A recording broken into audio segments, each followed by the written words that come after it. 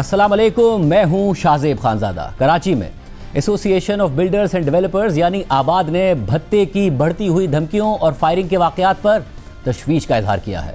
कल चेयरमैन आबाद मोहम्मद हसन बख्शी ने मीडिया से गुफ्तगू भी की और कहा कि कराची में भत्ते के वाकयात बढ़ रहे हैं। 5 माह में हमारे 10 मेंबर्स को भत्ते के लिए कॉल्स आई। दुबई और ईरान के नंबर से 5 करोड़ रुपए का भत्ता मांगा गया और ना देने की सूरत में उनके ऑफिस पर और चौकीदारों पर फायरिंग की गई, जिसके नतीजे में 8 से 10 लोग जख्मी हुए और 1 आदमी शहीद भी हुआ।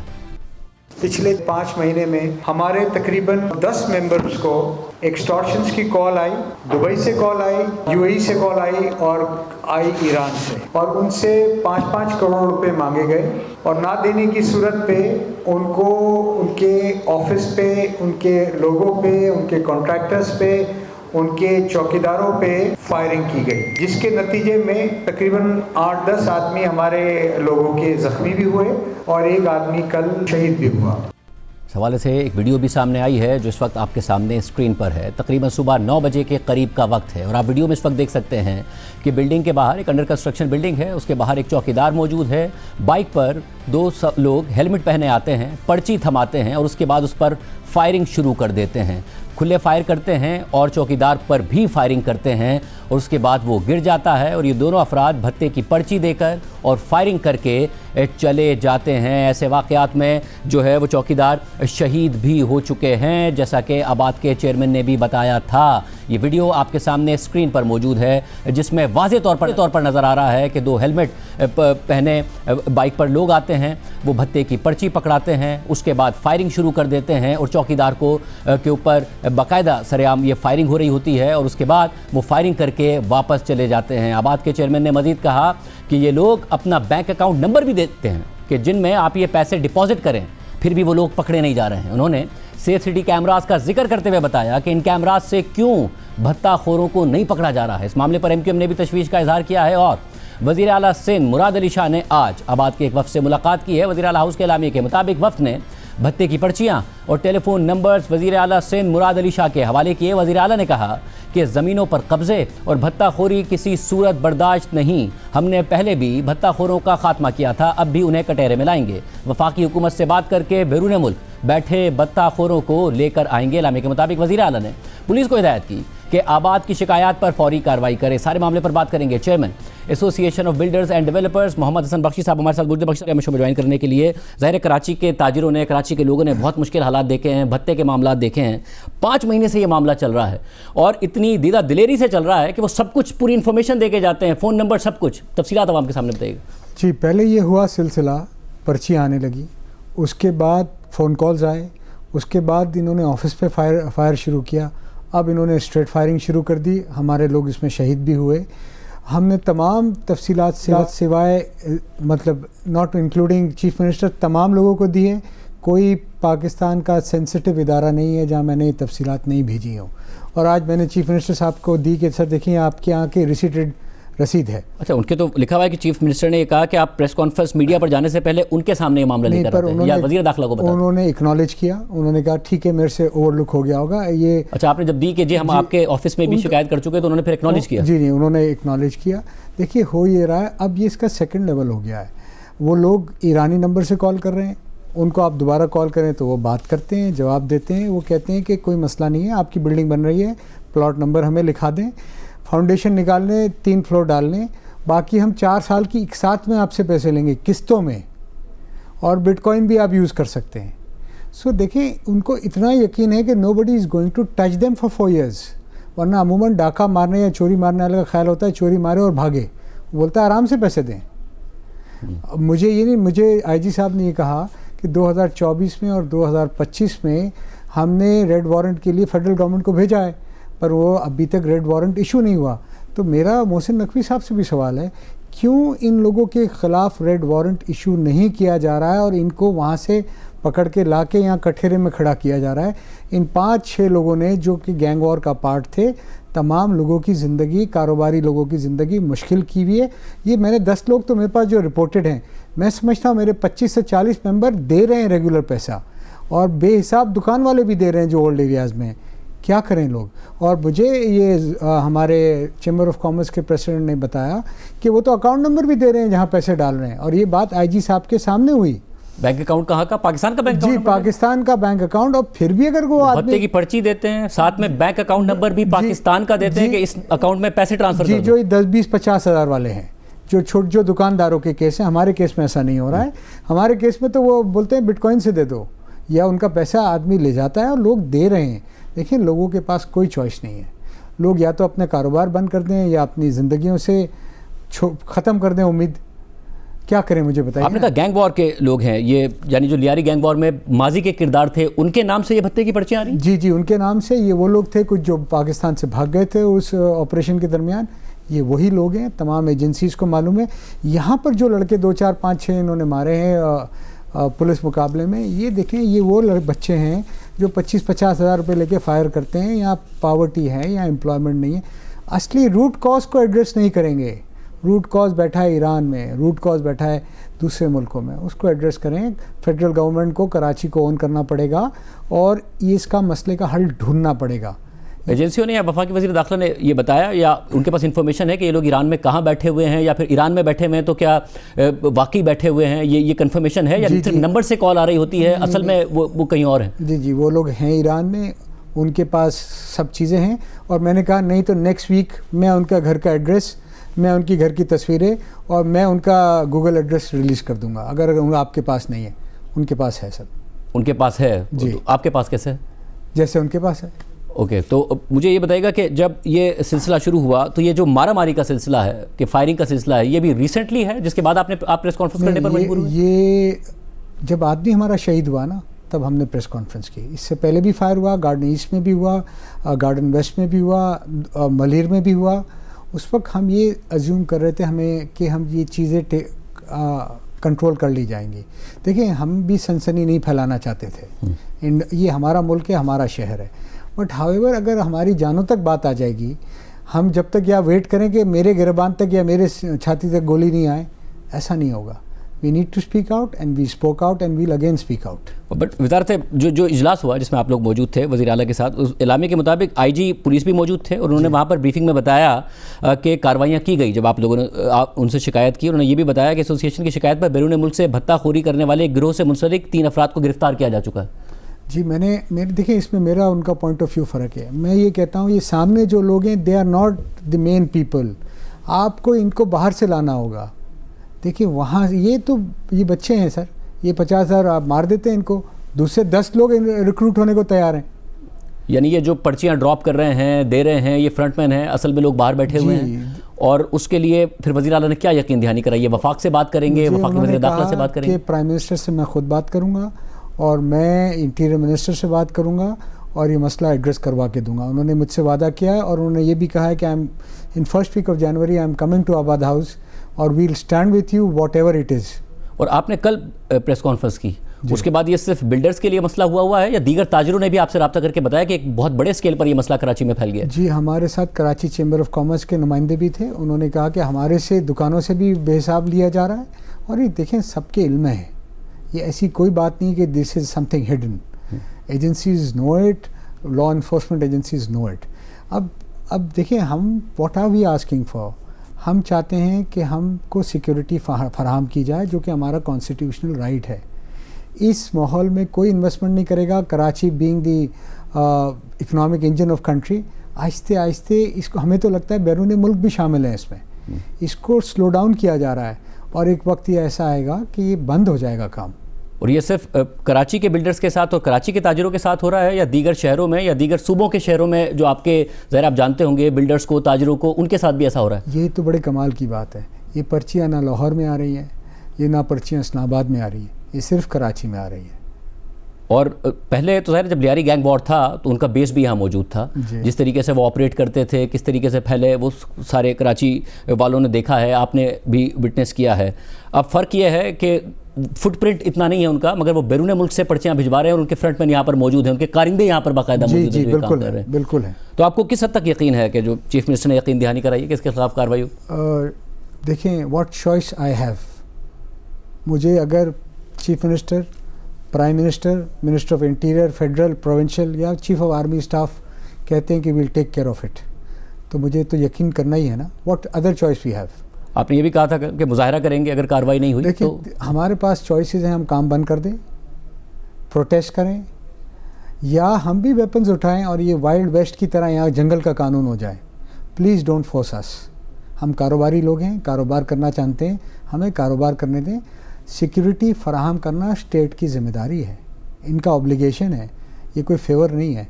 बराए मेहरबानी व्हाट वी आर आस्किंग कि अगर आप चाहते हैं हम कारोबार करें तो हमें सिक्योरिटी फराहम करें, नहीं तो हमें बोलें कि आप 5 साल में अपना काम वाइंड अप करें, विल गो अवे। ये बताइए कि कोई इमीडिएटली कोई ऐसा कनेक्शन बिल्ड किया गया है कि अगर आपके किसी भी मेंबर को या किसी भी ताजिर को, चाहे वो चैम्बर का ही से मुंसलिक हो, कोई भी फौरी तौर पर अगर धमकी की कॉल आए या भत्ते की पर्ची आए तो वो आपको बताए, या फिर फौरी तौर पर वज़ीर आला या फिर IG के इल्म में आए ताकि फौरी तौर पर कार्रवाई? जी बिल्कुल। CM साहब ने एक व्हाट्सएप ग्रुप बनाया है जिसमें CM साहब हैं, मैं हूं और मिनिस्टर ऑफ इंटीरियर हैं। उन्होंने कहा है कि आप बेफिक्र हो के रात हो दिन हो आप मुझे रिपोर्ट करो, आई विल इंश्योर कि ये चीज़ें नहीं हो। हम नहीं चाहते इस प्रोविंस से इन्वेस्टमेंट जाए, हम इन चीज़ों के बिल्कुल ख़िलाफ़ हैं। And the state of Pakistan and the province of Sindh and the government of Sindh will stand with you against all these criminals. और कल की प्रेस कॉन्फ्रेंस के बाद क्या कोई धमकी या ऐसा कोई सिलसिला हुआ? नहीं, अभी तक तो मेरे पास नहीं आई है, बट आज मुझे एक रिपोर्ट हुआ है इंसिडेंट हैदराबाद में, हमारे एक मेंबर के यहाँ एक गोली फेंकी गई है कि पैसे दिए जाएं। सो ये देखें, नहीं रोकेंगे ना तो ये हाईजैकिंग, फिर आप किडनैपिंग शुरू हो जाएगी। We are heading to a difficult direction, challenging direction. तभी मैं कहता हूँ फेडरल इदारे और प्रोविंशियल इदारे सब सर जोड़ के बैठें और इस मसले का हल निकालें in the interest of Karachi, in the interest of Sindh and in the interest of Pakistan. और जो आप किडनैपिंग की बात करें, माजी के तजर्बे की बुनियाद पर कह रहे हैं, पहले ऐसे हुआ करता था कि गोली दी जाती थी, एक लिफाफे में आती थी, फिर फायरिंग का सिलसिला, फिर किडनैपिंग का सिलसिला। आप कह रहे हैं ये उस रविश पर मामला चला जाएगा? जी, तरसों 2-3 दिन पहले शहीद मिल्लत पे सुबह 6 बजे एक आदमी को, वकील साहब को किडनैप किया गया और उसको इंटीरियर सिंध में छोड़ा गया सुबह 6 बजे। आप कराची से वाकिफ़ हैं, शहीद मिल्लत is the heart of the city. अगर ये चीज़ें होंगी, वो कोई पिकेट आ गई तो उन्होंने छोड़ दिया, तो सर कौन अपने बच्चे यहाँ रखेगा, कौन सरमायाकारी करेगा, कौन इत्मीनान से घूमेगा बाहर? बहुत शुक्रिया बख्शी साहब की गुफ्तगू आपने सुनी। हम उम्मीद करते हैं कि चीफ मिनिस्टर सिंध ने जो प्रोमिस किए हैं उन्हें पूरा भी करेंगे। वफाक हो, सूबा सिंध हो, एजेंसियाँ हों, वो तमाम मिलकर कराची के शहरियों को इन भत्ताखोरों से महफूज रखेंगी। प्रोग्राम में आगे बढ़ते हैं। आइन के आर्टिकल 209 के तहत किसी जज को ओहदे से हटाने का इख्तियार सुप्रीम जुडिशल काउंसिल के पास होता है, मगर आज इस्लामाबाद हाई कोर्ट के जज जस्टिस तारिक महमूद जहांगीरी को उनकी अपनी ही हाई कोर्ट ने जज के ओहदे के लिए नाअहल करार दे दिया है और कहा है कि जस्टिस तारिक महमूद जहांगीरी की LLB की डिग्री दुरुस्त नहीं थी, इसलिए बतौर जज उनकी तैनाती गैर कानूनी थी। लिहाजा वजारत कानून जस्टिस तारिक महमूद जहांगीरी को डीनोटिफाई करे। जस्टिस तारिक महमूद जहांगीरी की मुबैना इनवैलिड डिग्री केस में गुज़िश्ता समातों की तरह आज भी गैर मामूली समात हुई। इंतहाई उजरत में एक ही दिन में फरीक़ैन के दलाइल सुने गए और चंद घंटों बाद ही फैसला सुना दिया गया और किसी भी एतराज़ को अहमियत नहीं दी गई। इस्लामाबाद हाई कोर्ट के डिवीज़न बेंच ने आज ही मुख्तसर तहरीरी फैसला भी जारी कर दिया है। फैसले के मुताबिक हमने फरीक़ैन के वकला, इस्लामाबाद बार काउंसिल के नुमाइंदों, इस्लामाबाद हाई कोर्ट बार और इस्लामाबाद डिस्ट्रिक्ट बार के नुमाइंदों के दलाइल सुने और उनकी मुआवनत से रिकॉर्ड का जायज़ा लिया। हमने रिस्पॉन्डेंट यानी जस्टिस तारिक महमूद जहांगीरी को अपना जवाब और तालीमी असनाद जमा कराने के लिए मुनासिब मौका दिया, लेकिन वो ऐसा करने में नाकाम हुए, जिसकी वजूहात वो खुद बेहतर जानते होंगे। लिहाजा इस अदालत के पास इस मामले में कार्रवाई मजीद आगे बढ़ाने के सिवा कोई और ऑप्शन नहीं बचा।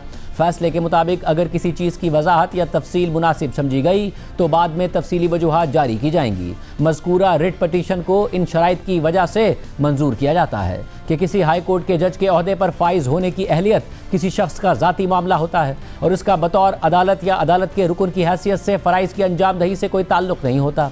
आला अदालतों के जजेस की तकर्री के लिए अहलियत आइन में वाज़े तौर पर दर्ज है। आइन में मुकर्रर की गई अहलियत का हामिल होना किसी भी फ़र्द के लिए आला अदालत के जज के ओहदे पर फाइज होने के लिए लाजमी शर्त है, मगर रिस्पॉन्डेंट यानी जस्टिस तारिक महमूद जहांगीरी बतौर एडिशनल जज इस्लामाबाद हाई कोर्ट अपनी तकर्री के वक्त और बाद में इस्लामाबाद हाई कोर्ट के जज की हैसियत से कन्फर्मेशन के वक्त LLB की वैलिड डिग्री नहीं रखते थे, जो बतौर वकील इनरोलमेंट के लिए पेशगी शर्त है जब वो वकील ही नहीं बन सकते थे। तो नतीजतन आइन के आर्टिकल 175A के तहत वो हाई कोर्ट के जज बनने के भी अहल नहीं थे। लिहाजा हम करार देते हैं कि रिस्पॉन्डेंट यानी जस्टिस तारिक महमूद जहांगीरी की बतौर जज तैनाती कानूनी इख्तियार के मुताबिक नहीं थी, क्योंकि वो हाई कोर्ट के जज बनने के अहल ही नहीं थे। लिहाजा वो फौरी तौर पर इस्लामाबाद हाई कोर्ट के जज के ओहदे पर बरकरार नहीं रह सकते। इस हुक्मनामे की एक कॉपी वजारत कानून और इंसाफ डिवीज़न को भेजी जाए ताकि जस्टिस तारिक महमूद जहांगीरी को इस अदालत के जज के तौर पर डिनोटिफाई किया जाए और मजीद ज़रूरी कार्रवाई की जाए। इसके साथ साथ तमाम ज़ेर इल्तवा मुतफर्रिक दरख्वास्तों को भी निपटा दिया जाता है।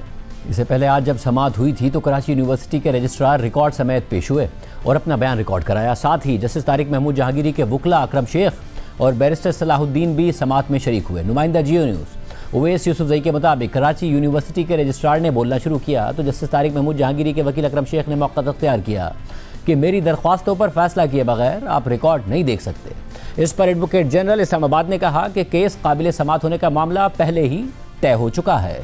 चीफ जस्टिस सरफराज डोगर ने रजिस्ट्रार कराची यूनिवर्सिटी से पूछा कि आप ये बताएं कि हतमी फैसला क्या हुआ है, तो रजिस्ट्रार ने जवाब दिया कि कराची यूनिवर्सिटी ने हतमी तौर पर जस्टिस तारिक महमूद जहांगीरी की डिग्री कैंसिल कर दी है। इस दौरान जस्टिस तारिक महमूद जहांगीरी के वकील बैरिस्टर सलाहुद्दीन ने अदालत को बताया कि हमारी दरख्वास्त मौजूद है, ये कार्रवाई सिंध हाई कोर्ट ने मुअत्तल कर रखी है। जस्टिस तारिक महमूद जहांगीरी के वकील अकरम शेख ने मौक़िफ़ अख्तियार किया कि मेरा हक है कि आर्टिकल 10A के तहत शफाफ ट्रायल हो। मैंने अदालतों में आपके खिलाफ मुकदमा किया हुआ है जो आईनी अदालत में ज़ेरे इल्तवा है। आपका कोई दायरा इख्तियार नहीं है, आप ये केस नहीं सुन सकते। अदालत का वक़ार कायम रखें।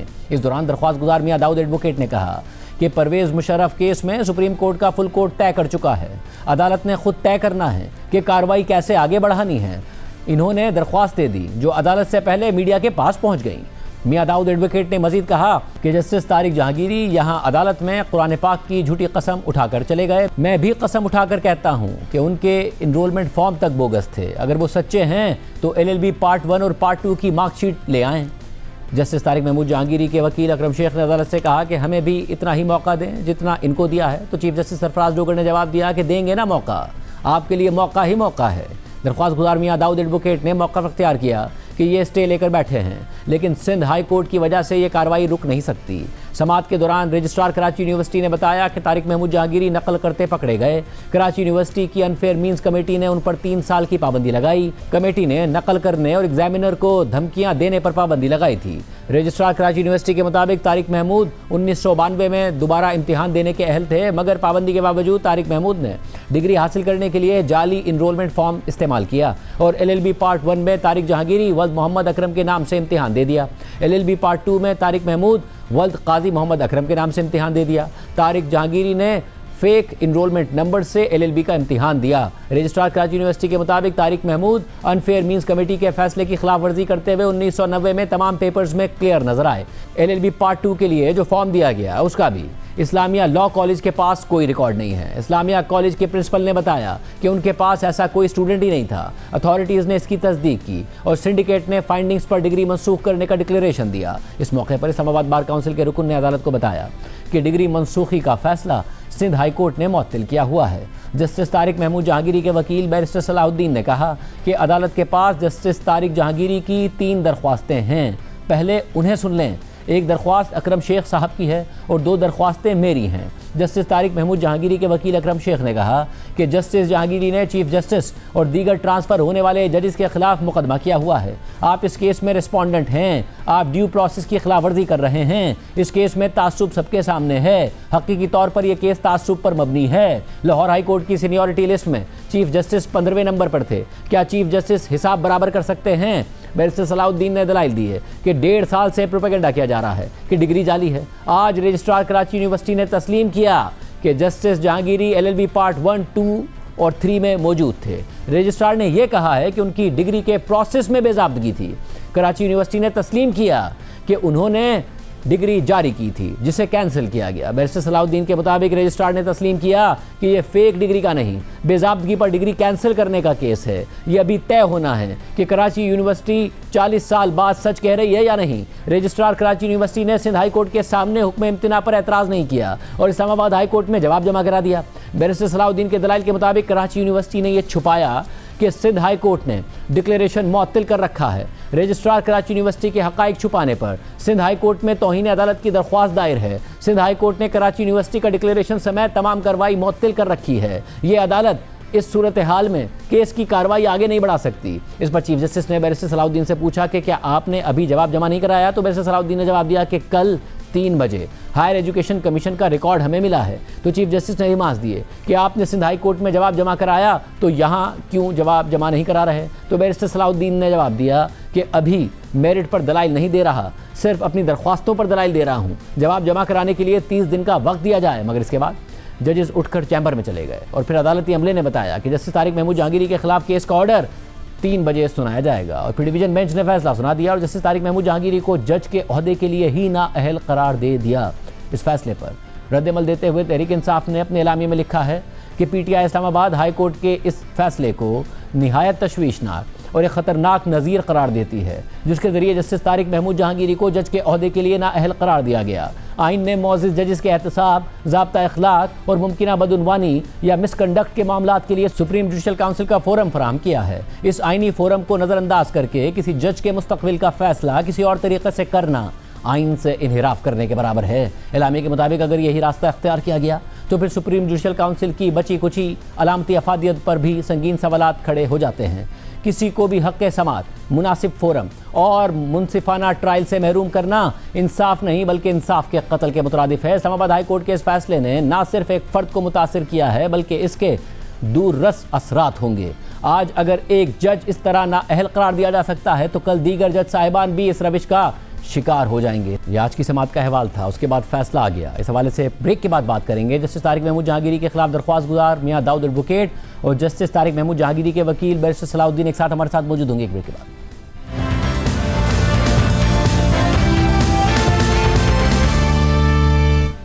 प्रोग्राम में दोबारा खुश आमदीद नाजरीन। हमने प्रोग्राम में दावत दी थी बैरिस्टर सलाउद्दीन साहब को जो वकील हैं तारिक जहांगीरी साहब के। इसके अलावा हमारे साथ मियां दाऊद एडवोकेट मौजूद हैं जो कि तारिक जहांगीरी के साहब के खिलाफ जैसे तारिक जहांगीरी के खिलाफ दरख्वास्त गुजार हैं। बैरिस्टर सलाउद्दीन साहब ने हमें ज्वाइन करना था, उन्होंने इस्लामाबाद से कराची उनकी फ़्लाइट थी मगर अभी तक उनका नंबर बंद आ रहा है। जैसे ही अगर वो ज्वाइन करते हैं, प्रोग्राम लाइव है, उनका मौक़िफ़ भी आपके सामने रखेंगे। हम कोशिश कर रहे हैं कि इस्लामाबाद बार काउंसिल से भी मौक़िफ़ सामने आए। मियां दाऊद साहब हमारे साथ मौजूद हैं। दाऊद साहब बहुत शुक्रिया हमें ज्वाइन करने के लिए। सबसे पहले now supreme judicial council forum है किसी भी जज के खिलाफ कार्रवाई का, ये इस्तदा की गई, अदालत ने नहीं मांगी।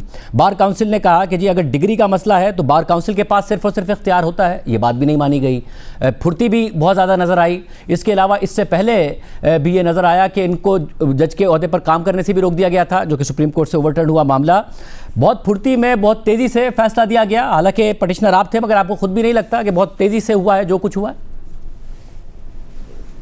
नहीं शाहजेद साहब, ऐसा बिल्कुल नहीं हुआ। ये जुलाई 2024 से ये मामला इस्लामाबाद हाई कोर्ट के अंदर पेंडिंग रहा और बदकिस्मती से जब भी अपने साथी जज के ख़िलाफ़ कोई फ़ैसला आता है तो अदलिया में खामोश तरीके से उसको प्रोटेक्शन करने की जो है वो मुहिम शुरू हो जाती है और उसकी वजह से 2024 से लेके अनफॉर्चुनेटली आज दिसंबर 2025 के अंदर 1.5 साल बाद इस केस का फ़ैसला हुआ। और जहाँ तक बात रही कि इसमें सवाल होता है ना कि फैसला ऐसे हुआ कि सरफराज डोगर साहब इस्लामाबाद हाई कोर्ट आए, उनके खिलाफ पटिशनर है जहांगीरी साहब। फिर फैसला एक तरफ आप कहते हैं ये रिवायत है कि किसी एक के खिलाफ हो तो मामला तवालत का शिकार कर दिया जाता है, दूसरी तरफ इतनी जल्दी दिखाई सरफराज डोगर साहब ने कि जहांगीरी साहब कहते रहे कि जी आपका कॉन्फ्लिक्ट बनता है, मैं आपके खिलाफ पटिशनर हूँ, मगर उन्होंने बहुत तेज़ी से मामला आगे बढ़ाया।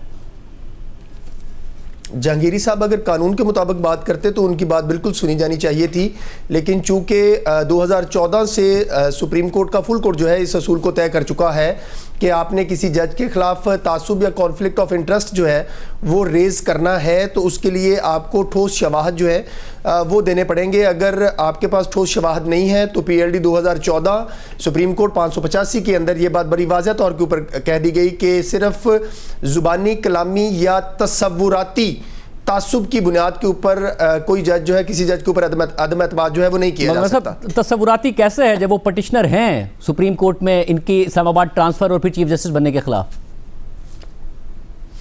ये पटिशनर होना उनको डिस्क्वालीफाई नहीं करता। उसकी वजह यह है कि ना तो जस्टिस डोगर जो हैं वो तारक जहांगीरी के बेनिफिशियरी हैं, ना तारक जहांगीरी साहब जो हैं उन्होंने जस्टिस डोगर साहब को हटवाने के बाद खुद चीफ जस्टिस बन जाना था, तो ये कॉन्फ्लिक्ट ऑफ इंटरेस्ट बनता नहीं है कानून की नज़र में। ये मौक़िफ़ जस्टिस डोगर साहब ने दिया, मगर फिर अचानक एक और बात सामने आई जो कि जस्टिस जहांगीरी साहब ने अपने ख़त में बताई कि उन्होंने पर्सनली कहा कि आप पोस्ट डेटेड इस्तीफ़ा दे दें, मेरे ऊपर बहुत ज़्यादा दबाव है आपके खिलाफ फैसला देने का। उन्होंने तस्लीम किया, उसके बाद भी नहीं बनता था। सर 2015 में बिल्कुल इसी तरह की दरख्वास्त बाजी के ऊपर सुप्रीम कोर्ट के मिस्टर जस्टिस जवाद ख्वाजा साहब ने इसी तरह की दरख्वास्त बाजी के ऊपर जो है वो रिक्वेस्ट जो है वो टर्न डाउन कर दी गई थी। उसमें भी जज साहब के ऊपर एक बेबुनियाद किस्म का इल्ज़ाम लगाकर ये दरख्वास्त दायर की गई कि आप जो हैं वो तासुब की बुनियाद के ऊपर मबनी हैं और आपका ज़ाती इंटरेस्ट है, आप जो है वो दबाव डाल रहे हैं, आप एक हाउसिंग सोसाइटी के खिलाफ ज़ाती ग्रज रखते हैं, इसलिए आप बेंच से अलग हो जाएं।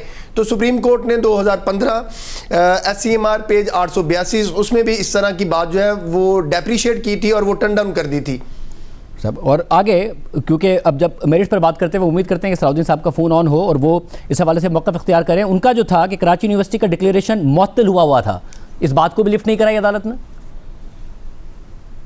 कराची बार के सिंध हाई कोर्ट बार के डिक्लेरेशन का रिट ऑफ को वारंटो के अंदर शाहजेब साहब कोई लेना देना कोई नहीं।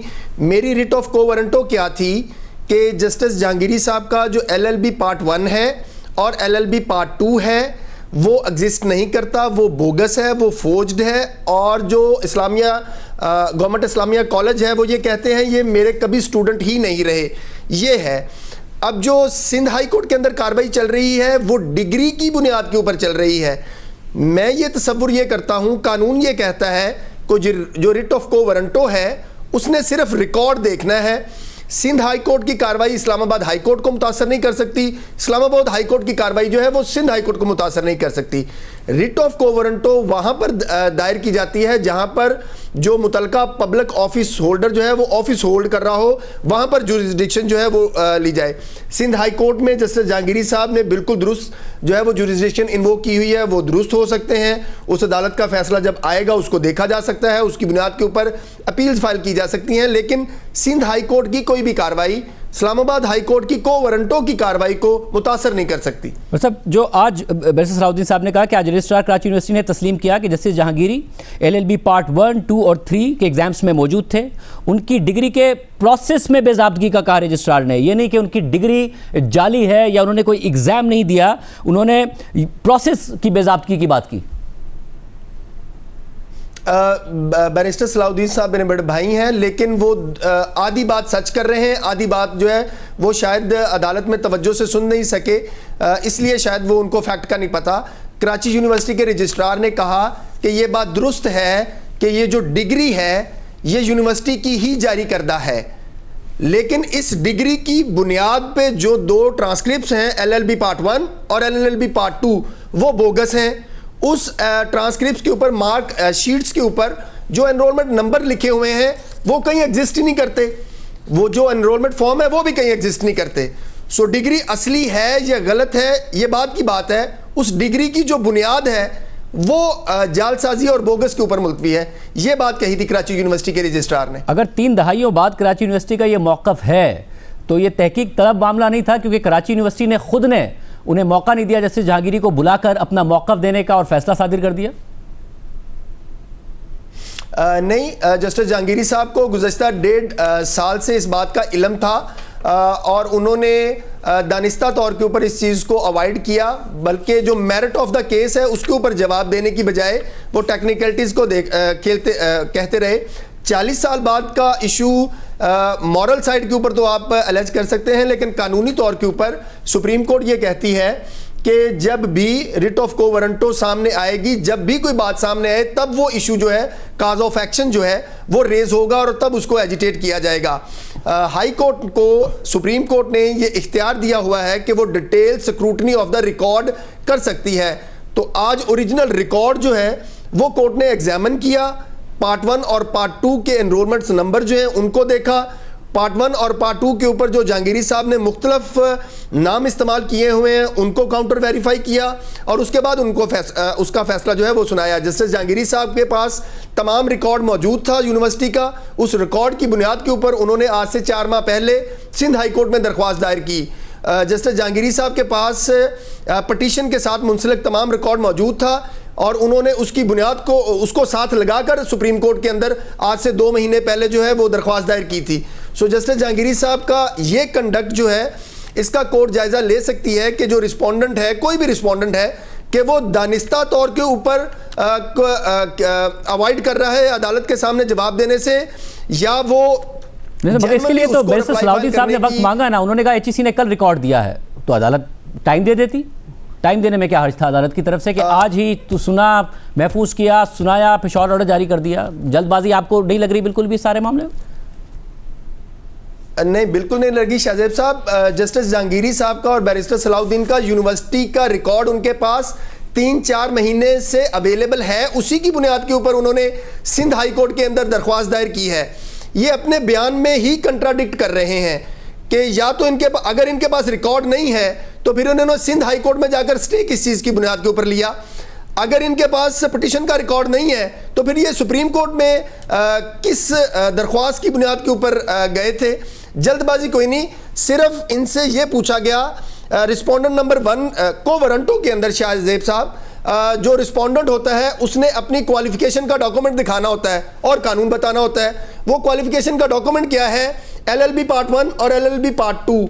आज के दिन तक जस्टिस जहांगीरी साहब जो है वो LLB पार्ट 1 और LLB पार्ट 2 जो है वो सर्टिफिकेट्स ना किसी को दिखा रहे हैं ना मंजर आम के ऊपर ला रहे हैं। साहब मैं अपने नाज़रीन को फिर बताता चलूँ कि जो सवाल उठ रहा है, अनफॉर्चुनेटली बैरिस्टर सलाउद्दीन साहब का नंबर अभी तक भी ऑफ आ रहा है। मगर अब एक सवाल ये उठा कि सुप्रीम जुडिशल काउंसिल फोरम है कि जज के खिलाफ कोई भी दरख्वास्त सुनी जाए, वहाँ पर ज़ाहिर दरख्वास्त है भी, बट फिर ये कहा गया कि नहीं जी, क्योंकि इनका वकालत करने का जो हक था उस पर ही सवाल उठ गया, ये मामला इसलिए है। तो फिर बार काउंसिल ने कहा कि अगर मामला आ जाए लाइसेंस का, वकील के लाइसेंस का, डिग्री का, तो फिर बार काउंसिल देखेगी, अदालत नहीं। क्योंकि अगर ये नज़ीर कायम हो जाए कि एक अदालत अपने साथी जज के खिलाफ फैसला दे रही हो, चीफ जस्टिस बेंच बनाए और फैसला दे दे, तो ये नज़ीर तो फिर मुस्तकबिल में पता नहीं किस किस के खिलाफ इस्तेमाल होगी। ना सुप्रीम जुडिशल काउंसिल ना ही जो बार काउंसिल है उसको खातिर में लाया गया। नहीं शाहजेब साहब, हमारे दोस्त जो हैं वो दानिस्ता तौर के ऊपर गलत बयानी कर रहे हैं, क्योंकि सुप्रीम कोर्ट ने PLD 1988 supreme court page 161 Malik Asad Ali मशहूर ज़माना केस, उसमें यह बात तय कर दी कि जो सुप्रीम जुडिशल काउंसिल है आइन के आर्टिकल 209 के तहत वो अलग तौर के ऊपर प्रोसीड करेगा, लेकिन जो किसी जज की क्वालिफिकेशन से बाबत होगी तो मुतल्लका हाई कोर्ट के अंदर उस जज के खिलाफ रिट ऑफ को वारंटो जो है वो मेंटेनेबल है। और उसके बाद उसी को फॉलो करते हुए 2009 के अंदर सिंध हाई कोर्ट ने अपने एक साथी जज को रिट ऑफ को वारंटो के अंदर ही उनके ओहदे से हटा दिया था। इस्लामाबाद बार काउंसिल को आज सुने जाने का मौक़िफ़ इस वजह से गैर मुतल्लका है कि इस्लामाबाद बार काउंसिल जो है वो को वारंटो की रिट के अंदर मुतल्लका पार्टी नहीं बनती, लेकिन इसके बावजूद इस्लामाबाद हाई कोर्ट ने बार काउंसिल को भी मुकम्मल तौर के ऊपर सुना और जो बार एसोसिएशन है उनको भी मुकम्मल तौर के ऊपर सुना। जो वो नुक्ता उठाते हैं कि पहले वकील का लाइसेंस जो है वो हमें उसका फैसला करना देना चाहिए था। अनफॉर्चुनेटली मेरा तो केस ही ये है कि को वारंटो के अंदर कि इस सिस्टम की कमज़ोरी की वजह से, खामी की वजह से पहले ये वकला के साथ मिलीभगत करके, बार काउंसिल के साथ मिलीभगत करके ये इन्होंने लाइसेंस लिया, और उससे पहले इन्होंने यूनिवर्सिटी के साथ मिलीभगत करके अपनी डिग्री ली, और उसके बाद फिर ये सिस्टम के साथ कमज़ोरी का, खामी का या मिलीभगत का फ़ायदा उठाते हुए हाईकोर्ट के जज बन गए। सब देखें, जो पहले फैसला आया जिसमें ज़ाहिर जल्दबाजी के हवाले से भी सवाल उठता है कि पहले इन्हें काम करने से रोक दिया गया। फिर जहांगीरी साहब कहते हैं कि चीफ जस्टिस ने उनसे कहा कि उनके ऊपर दबाव है, जो काम करने से रोका वो सुप्रीम कोर्ट में मामला स्टैंड नहीं कर पाया। अब जिस तरीके से जो कि बहुत सारे एतराज़ात इनकी तरफ से उठाए गए, उसके बावजूद जो फैसला दिया गया है, जैसे आप कह रहे हैं कि जल्दबाजी में नहीं है, मगर बहरहाल सवाल उठ रहा है, ये सुप्रीम कोर्ट में स्टैंड कर पाएगा? ये बिल्कुल आईनी अदालत में स्टैंड कर पाएगा, स्टैंड करेगा। क्योंकि इसके अंदर गुज़श्ता 1.5 बरस से ये सारा रिकॉर्ड, ये सारा मामला जस्टिस जहांगीरी साहब के इल्म में था। उनका अपना कंडक्ट जो है वो अदालती फाइल का रिकॉर्ड का हिस्सा है और इंशाअल्लाह ताला ये आईनी अदालत में बिल्कुल स्टैंड करेगा। ये आपका ये कॉन्फिडेंस, अगर किसी ने यादव साहब, ये आपका ये कॉन्फिडेंस इसलिए केस के मेरिट्स की वजह से है या आईनी अदालत के नाम की वजह से है? केस के मेरिट की वजह से शाहजेब साहब, अगर मैं जेन्युइनली आपके ऊपर छोड़ देता हूं कि आप ये जस्टिस जहांगीरी साहब का LLB पार्ट 1 और पार्ट 2 के ये दोनों डॉक्यूमेंट मैं आपके सामने पेश कर देता हूं, आप जस्टिस जहांगीरी साहब को कहेंगे वो आपकी अदालत में लाके ये दोनों डॉक्यूमेंट पेश कर दें। अगर शाहजेब खान सादात साहब इस डॉक्यूमेंट के ऊपर 100% मुतमन होंगे तो मैं माजरत कर लूंगा, जो चोर की सजा वो मेरी सजा। अगर न्यूज़ फोरम है ये जुडिशल फोरम नहीं है, न्यूज़ फोरम है। उम्मीद करता है कि सलाउद्दीन साहब होते हैं वो खुद इस बात का जवाब देते हैं। अब ये न्यूज़ फोरम है, बगैर आपकी का जो ज़ाहिर कॉन्फिडेंस है उसके बावजूद जब से जस्टिस डोगर साहब चीफ जस्टिस बने हैं, इस्लामाबाद हाई कोर्ट पर बहुत सारे सवालात उठे हैं। सिर्फ इस मामले का नहीं उठा, साथ ही जजिस ने दीगर मामलात पर भी सवालात उठाए हैं। ये जो कंट्रोवर्सी है जिसके साथ ज़ाहिर है पटिशनर आप हैं, आपको लगता है कि मुस्तकबिल में भी आप इस सारे के सारे मामले को इसी तरीके से डिफेंड कर पाएंगे? जब ये आज के मामला तारीख बन जाएंगे, आप इसी तरीके से डिफेंड कर पाएंगे जो कुछ हो रहा है और जो कुछ किया गया? अल्लाह ताला ने तौफीक दी तो अपने केस के मेरिट की बुनियाद के ऊपर इसी तरीके से डिफेंड करेंगे। अगर ये डॉक्यूमेंट कल बोगस और जाली थे, आज बोगस हैं और जाली हैं, तो मुस्तकबिल में भी ये बोगस और जाली होंगे। तो जिस इस्लामाबाद हाई कोर्ट के बाबत जो कंट्रोवर्सीज और बातें चल रही हैं, वो तो 5 जज साहबान का बज़ाहिर अलानिया वाज़ह तौर के ऊपर उनका एक आइनी और कानूनी हक है, उनका एक स्टैंड है कि जस्टिस डोगर साहब को जो है वो खिलाफ कानून लगाया गया, उन्होंने अपना राइट एक्सरसाइज किया, उनकी पटिशन डिसमिस होगी, उनकी ICA डिसमिस होगी, वो अपनी कानूनी हक, अपना कानूनी जंग लड़ने का हक रखते हैं। और आप जो मामला देखते हैं, क्या इदारों का जस्टिस जहांगीरी से नाराज़ होना, इतना तेज़ फैसला आना, कोई ताल्लुक नहीं है दोनों का? शाहजेब साहब, ये कतई तौर के ऊपर तेज़ नहीं है। मैंने गुजारिश की, ये जुलाई 2024 से ये मामला इस्लामाबाद हाई कोर्ट में ज़ेरे इल्तवा है। जहाँ तक रह गई बात के अदारों का नाराज़ होना, for the sake of argument ये बात तस्लीम कर भी ली जाए, फिर भी इस बात को जवाज़ नहीं दिया जा सकता कि जाली डिग्री की बुनियाद के ऊपर कोई शख्स वज़ीर आज़म बन जाए, कोई शख्स जज बन जाए, कोई शख्स सरकारी अफसर बन जाए। बहुत शुक्रिया। मियां दाऊद एडवोकेट का मौक़िफ़ सुना। बैरिस्टर सलाउद्दीन साहब का नंबर अभी तक बंद है। हमने इस दौरान इस्लामाबाद बार काउंसिल के वकील से भी रब्ता किया कि वो प्रोग्राम में ज्वाइन करें, मगर अनफॉर्चुनेटली उन्होंने भी ज्वाइन नहीं किया है। प्रोग्राम में एक ब्रेक शामिल करते हैं और आम खबर की तफसीलात आपके सामने रखेंगे। पाकिस्तान में ख़वातीन के ख़िलाफ़ सिनफी बुनियादों पर तशद्दुद और जराइम में तशवीशनाक हद तक इजाफा हो रहा है। घरेलू तशद्दुद के वाक़यात में मुसलसल इजाफा देखा जा रहा है। ताहम ऐसे मुकदमात में सज़ाओं की शरह निहायत कम है। इसी तनाजुर में आज सेनेट की कायमा कमेटी बराए इंसानी हुकूक़ के इजलास में मुल्क भर में जेंडर बेस्ड वायलेंस और ख़वातीन के ख़िलाफ़ घरेलू तशद्दुद से मुताल्लिक अहम बहस हुई। इजलास के दौरान गुज़िश्ता चंद बरसों में पंजाब में सिनफी बुनियादों पर तशद्दुद से मुताल्लिक तशवीशनाक अदाद-ओ-शुमार भी सामने आए। जियो न्यूज़ के नुमाइंदे आसिफ बशीर चौधरी की खबर के मुताबिक आज सेनेट की कायमा कमेटी बराए इंसानी हुकूक़ का इजलास चेयरपर्सन सेनेटर समीना मुमताज़ ज़हरी की ज़ेर सदारत हुआ। इजलास के दौरान कमेटी की रुकन और पीपल्स पार्टी की रहनुमा सेनेटर शेरी रहमान ने कहा कि घरेलू तशद्दुद के मुकदमात में सज़ाओं की शरह 5% है, जो कि हैरानकुन है। और अब आकर घरेलू तशद्दुद के हवाले से बिल पास हुआ है। इसके बाद सेनेटर शेरी रहमान ने इजलास में जियो के ड्रामा सीरियल केस नंबर 9 का जिक्र करते हुए कहा कि केस नंबर 9 में जेंडर बेस्ड वायलेंस के बाद कोर्ट्स का जिक्र है। इस सीरियल में दिखाया गया है कि रेप के बाद ख़वातीन को किन मुश्किलात का सामना करना पड़ता है और ख़वातीन से वायलेंस की वजूहात पूछने के बजाय उन पर इल्ज़ाम लगा दिया जाता है।